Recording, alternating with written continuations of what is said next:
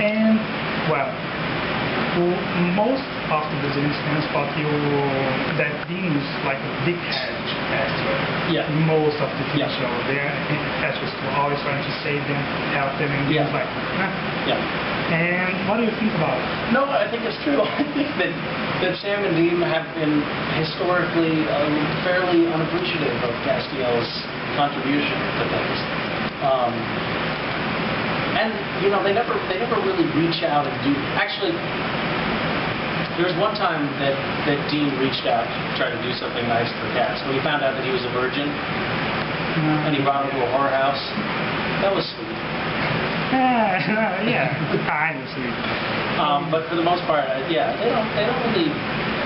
You know, Cass does not get a lot of respect for the most part. He's like Rodney Dangerfield. And do you think maybe that's because you are the strongest character in the TV show? Because demons can be killed by you, but you can only be killed by angels. Right. And God. But now you are God. Right. Yeah, I don't know. Maybe. They're kind of jealous of the power. Yeah, I mean, it seems like there's a lot of jealousy from Sam and Dean toward Castiel. I hate to say it, but there's a lot of petty jealousy. I mean, look, it isn't terribly fair. If I want to go somewhere, if Castiel wants to go someplace, he just teleports. Sam and Dean, they have to say goodbye to Bobby, climb into the Impala, drive all night long. I mean, it's a tough life that they have. So it's kind of different with that life compared to you. And what would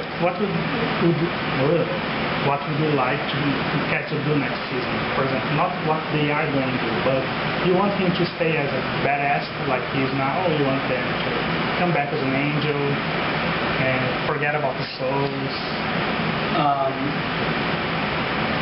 You know what? I mean, I've always kind of wanted to see Castiel really become a human and see what that's like, and totally fall from grace and experience what it's like to be a human being, which we did a little bit of in season 5. He started to lose his powers and become less and less of an angel, but he never embraced being a human at all. He was always just sort of depressed and mopey and frustrated about the fact that he didn't have all of his powers. So I would like to see, Castiel become human and truly be a fallen angel. Oh, and it was kind of touching the episode. I don't remember the number of the episode or the name, when we talk to God, saying what's happening, and how it was to make the whole mood like theme, the whole what? The climate. Yeah. The mood? Yeah. Yeah, the mood. Right. Because it was it's almost touched everybody. Like, oh my God, poor Castiel. Well, you know, I mean, I think that the writers on Supernatural very intentionally made apparently, you know, much of the show has sort of been about absent fathers. You know, Sam and Dean's relationship has a lot to do with the fact that their dad is gone and what that means to them. The whole show started with them looking for their father. And I think that Castiel's relationship to God is that same relationship played out on another level.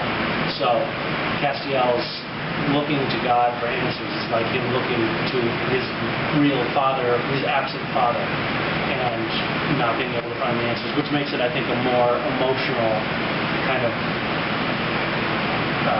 exploration than it would otherwise be. Yeah. And working with Campbell as Sarah. As a producer, can anything about the way you used to work with Kripke? Well, no, actually. It feels pretty seamless. The Supernatural is shot we film it in Vancouver, but the writers are all in Los Angeles. So Eric and Sarah are never up in Vancouver anyway, so we don't actually talk to them that much.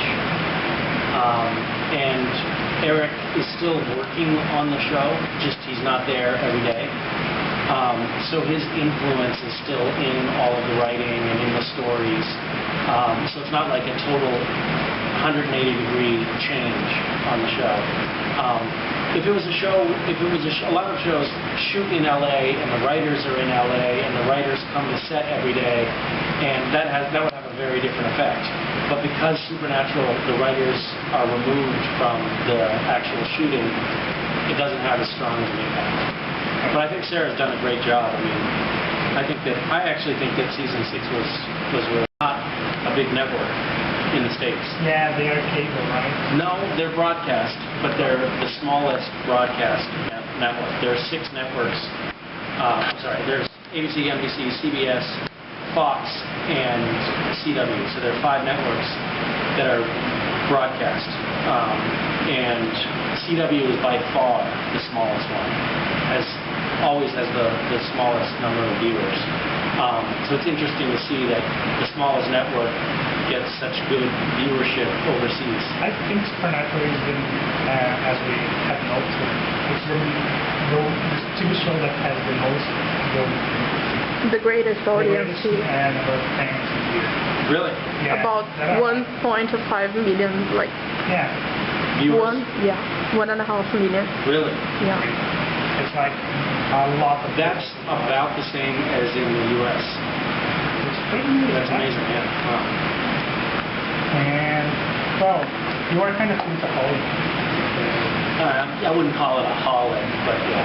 Yeah, because I remember the episode when they came to real life. Right. And you were tweeting. Right. That was amazing because I didn't know you would tweet in your real life. And that was really cool. So yeah. How you decide to tweet? Why?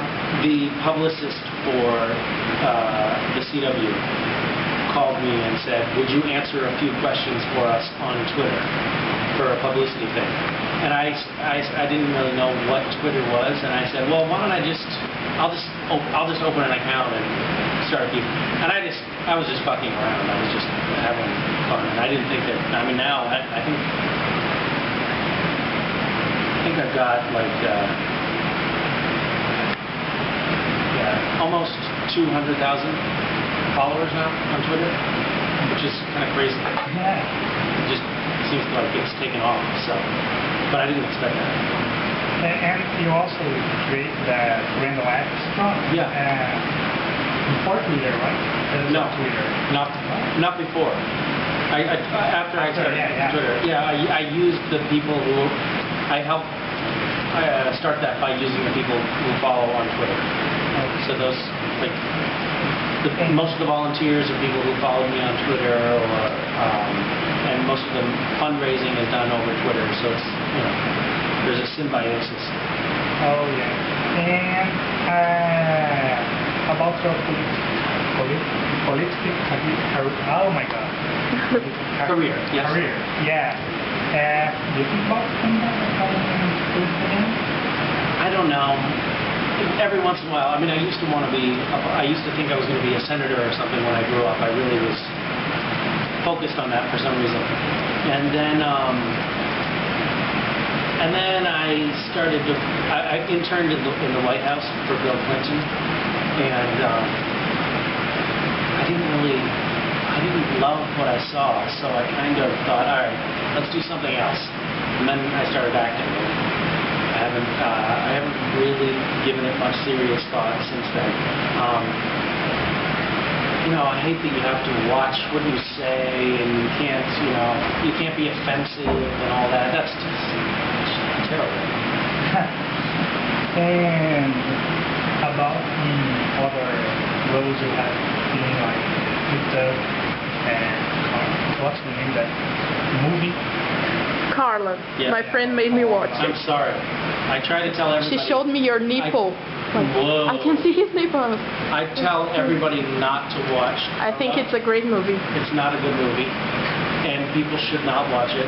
But every time I go anywhere, people say, well, you said not to watch it, but I watched it anyway. So I'll say it again, don't watch Carla. It's not a good movie. There are other movies, actually, that I've done that are good that never got released, like Par 6. That's a very good movie, I think. It's a funny little comedy, but it's they never released it. It's like, no, you can't get it. It's a shame. It is a shame. But unfortunately, Carla is out there. It's one of the worst movies ever made. I think when I say don't watch it, you think, oh, watch it. No, don't watch it. Your acting is amazing. Don't say that. And, Thank you. Okay, guys. oh.